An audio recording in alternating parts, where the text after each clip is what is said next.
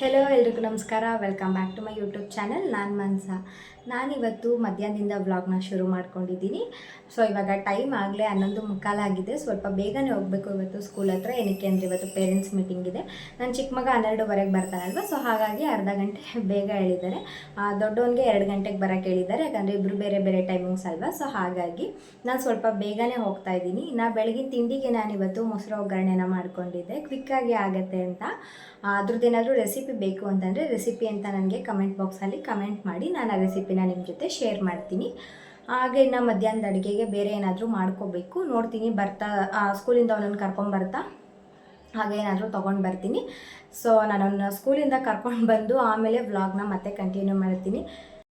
School ಹತ್ರ ಹೋಗಿ ಅವನು ಕೂಡ ಕರ್ಕೊಂಡು ಬಂದೆ. ಅವ್ನು ರೋಡಲ್ಲಿ ಯಾವುದೇ ನಾಯಿ ನೋಡಿದ್ರು ತುಂಬ ಹೆದ್ರಕೋತಾ ಇರ್ತಾನೆ. ಹಾಗೆ ನಮ್ಮ ಮನೆ ರೋಡಲ್ಲೇ ರಾಯರ ಮಠ ಇದೆ. ನಾನು ಪ್ರತಿ ಗುರುವಾರನೂ ರಾಯರ ಮಠಕ್ಕೆ ಮಿಸ್ ಇಲ್ದಂಗೆ ಹೋಗ್ತೀನಿ. ಜಸ್ಟ್ ಇವಾಗ ಅವನು ಕೂಡ ಸ್ಕೂಲಿಂದ ಕರ್ಕೊಂಬಂದೆ. ನನಗಂತೂ ತುಂಬ ಭಯ ಆಗೋಗ್ಬಿಟ್ಟಿತ್ತು. ಅವ್ರ ರಿಸಲ್ಟ್ ಇರೋ ದಿನ ನನಗೆ ಸಿಕ್ಕಾಪಟ್ಟೆ ಭಯ ಆಗ್ತಿರುತ್ತೆ.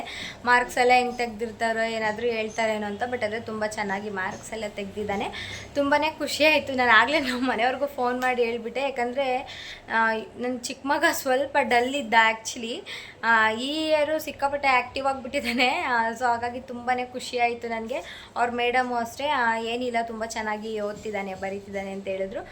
ತುಂಬ ಖುಷಿ ಆಯಿತು. ಈಗ ಸ್ವಲ್ಪ ರಿಲ್ಯಾಕ್ಸ್ ಅನ್ನಿಸ್ತಿದೆ. ಇನ್ನೂ ಒಬ್ಬಂದಿದೆಯಲ್ಲ, 2 ಗಂಟೆಗೆ ಹೋಗ್ಬೇಕಲ್ಲ, ಅದೊಂದು ಸ್ವಲ್ಪ ಟೆನ್ಷನ್ ಇದೆ. ಏನೂ ಮಾಡೋಕ್ಕಾಗಲ್ಲ, ಮಕ್ಕಳಲ್ವ, ಮುಂದಕ್ಕೆ ಹೋಗ್ತಾ ಹೋಗ್ತಾ ಕಲ್ತ್ಕೊತಾರೆ. ಬಟ್ ಅಂದರೂ ಪೇರೆಂಟ್ಸ್ ಆದವ್ರಿಗೆ ನಮಗೆ ಸ್ವಲ್ಪ ಭಯ ಅನ್ನೋದು ಇದ್ದೇ ಇರುತ್ತೆ ಅಲ್ವಾ. ಇವತ್ತು ಮಧ್ಯಾಹ್ನದ ಅಡುಗೆಗೆ ನಾನು ದಾಲ್ ಪಪ್ಪು ಮಾಡ್ಕೊಳ್ಳೋಣ ಅಂತ ಇದ್ದೀನಿ. ಹೀರೆಕಾಯಿ ಇತ್ತು, ಹೆಸರುಬೇಳೆ ಹಾಕಿ ಪಪ್ಪು ಮಾಡ್ಕೊತೀನಿ. ಈಸಿಯಾಗುತ್ತೆ, ಅದೂ ಕೂಡ ಚೆನ್ನಾಗಿರುತ್ತೆ, ಟೇಸ್ಟಿಯಾಗಿರುತ್ತೆ. ಸೊ ಆ ವಿಡಿಯೋನ ನಾನು ನಿಮ್ಮ ಜೊತೆ ಇವತ್ತು ಶೇರ್ ಮಾಡ್ತೀನಿ. ಸೊ ಬನ್ನಿ ನೋಡೋಣ ಹೇಗೆ ಮಾಡ್ಕೊಳ್ಳೋದು ಅಂತ.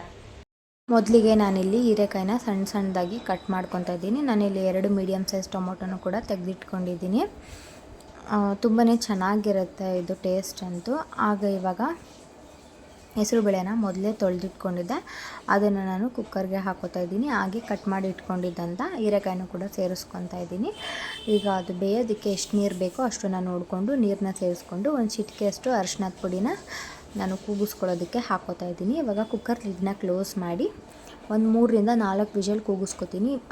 ಹೆಸರುಬೇಳೆ ಚೆನ್ನಾಗಿ ಬೆಂದಷ್ಟು ತುಂಬಾ ರುಚಿಯಾಗಿರುತ್ತೆ. ಈಗ ನಾನು ಒಗ್ಗರಣೆಗೆ ಏನೇನು ಬೇಕೋ ಎಲ್ಲನೂ ಕಟ್ ಮಾಡಿ ಇಟ್ಕೊತಾ ಇದ್ದೀನಿ. ನಾನಿಲ್ಲಿ 1 ಮೀಡಿಯಮ್ ಸೈಜ್ ಈರುಳ್ಳಿನ ತೊಗೊಂಡಿದ್ದೀನಿ, ಹಾಗೆ 2 ಟೊಮ್ಯಾಟೊ. ಬೆಳ್ಳುಳ್ಳಿನ ನಾನು ಸಣ್ಣದಾಗಿ ಚಾಪ್ ಮಾಡಿ ತೊಗೊತೀನಿ, ಯಾಕಂದರೆ ಬೆಳ್ಳುಳ್ಳಿನೆಲ್ಲ ತೆಗೆದು ಸೈಡ್ಗೆ ಹಾಕ್ಬಿಡ್ತಾರಲ್ವ. ಸೊ ಹಾಗಾಗಿ ಈಗ ನೋಡಿ, ಇಲ್ಲಿ ನಾನೆಲ್ಲನೂ ಕಟ್ ಮಾಡಿ ಇಟ್ಕೊಂಡಿದ್ದೀನಿ. ನಾನೊಂದು 3ರಿಂದ 4 ಹಸಿಮೆಣ್ಸಿನ್ಕಾಯಿನ ತೊಗೊಂಡಿದ್ದೀನಿ. ಖಾರಕ್ಕೆ ಎಷ್ಟು ಬೇಕೋ ನೋಡಿಕೊಂಡು ನೀವು ಅಷ್ಟನ್ನು ತೊಗೋಬೋದು. ಇವಾಗ ನೋಡಿ, ಬೇಳೆನೂ ಕೂಡ ಚೆನ್ನಾಗಿ ಬೆಂದಿದೆ. ಹೀರೆಕಾಯಿನ ಬೇಯೋದಕ್ಕೆ ಹಾಕೊಂಡ್ರೆ ಒಳ್ಳೆಯದು. ಕೆಲವೊಬ್ಬರು ಒಗ್ಗರಣೆಗೂ ಕೂಡ ಹಾಕ್ಕೊತಾರೆ, ಹೀರೆಕಾಯಿ ಎಳೆದಾಗಿದ್ದರೆ ಬೇಗ ಬೆಂದೋಗುತ್ತೆ ಅಂತ. ಆದರೆ ಬೇಯಿಸ್ಕೊಂಡು ಹಾಕೊಳ್ಳೋದ್ರಲ್ಲೇ ಒಂಥರ ಟೇಸ್ಟು. ಇವಾಗ ನಾನು ಒಗ್ಗರಣೆನ ಮಾಡ್ಕೊತೀನಿ. ಈಗ ಒಂದು ಬಾಣಲೆನ ಇಟ್ಕೊಂಡು ಅದಕ್ಕೆ ನಾನು ಎಣ್ಣೆನ ಹಾಕೋತೀನಿ.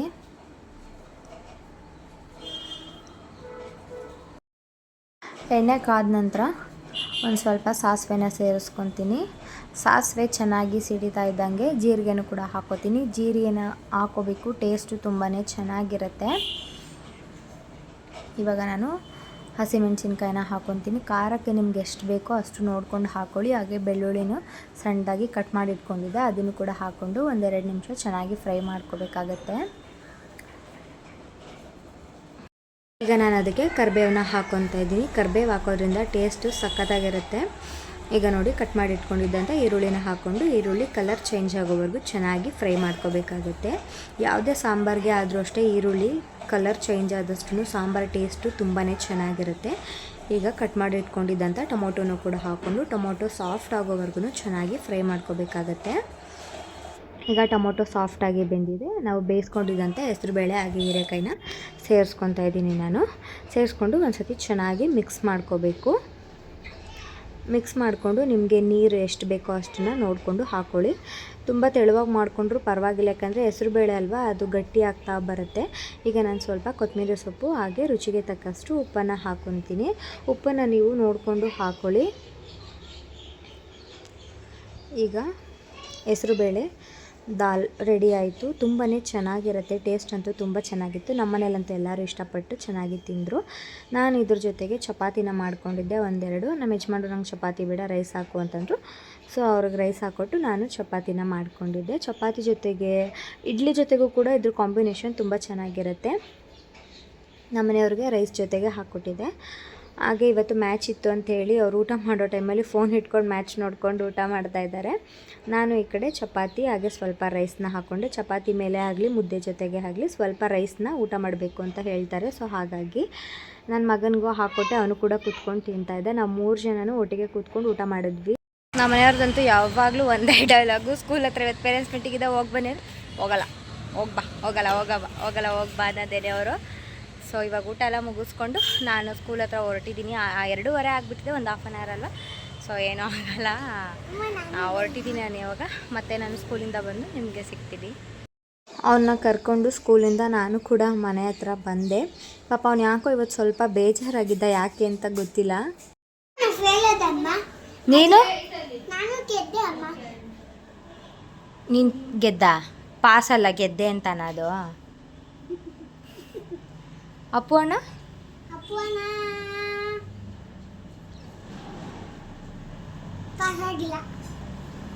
ಸೊ ಇವಾಗ ತಾನೇ ಅವನು ಕೂಡ ಸ್ಕೂಲಿಂದ ಕರ್ಕೊಂಬಂದು ಊಟ ಎಲ್ಲ ಮಾಡಿಸ್ದೆ.